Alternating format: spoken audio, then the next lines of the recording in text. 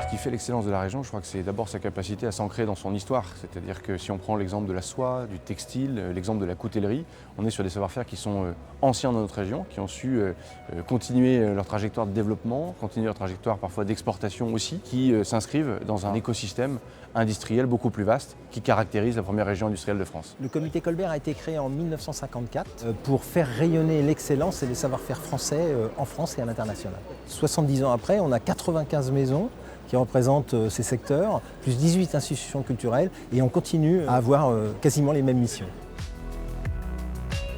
On dit dans l'industrie du luxe qu'on cherche 20 000 postes aujourd'hui. Ces enjeux ils sont d'autant plus importants que les métiers de la main, pendant des années, ont été dévalorisés. Aujourd'hui, on dit qu'un jeune, en âge de s'orienter, en 4e, 3e, connaît 7 métiers. Raisonnablement, pour choisir une véritable orientation, il faudrait qu'il connaisse 70 métiers. C'est une des missions sur lesquelles le comité Colbert investit énormément, en menant un certain nombre d'actions pour faire découvrir tous ces métiers de la main aux jeunes d'aujourd'hui.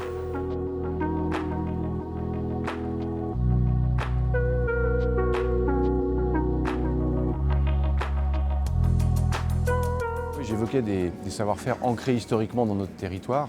Je pense à Solifonte notamment, qui est une entreprise qui a su s'ancrer sur ces savoir-faire-là, mais tout en les transformant, en partant de la fonderie de pièces brutes pour aller aujourd'hui vers la réalisation de joaillerie, de bijoux finis, qui sont à destination des principales enseignes de la place Vendôme. Sont confirmés par nos stricts engagements de certification, de traçabilité. Les règles RSE qui sont indispensables aujourd'hui autour de nos filières valorisent nos mains joaillières et confirment ce rayonnement international pour la région Aura. Je peux citer également Paco Couture, qui dans le travail du fil est en plein développement et a notamment bénéficié d'un accompagnement du PAC Relocalisation, qui est un dispositif de la région.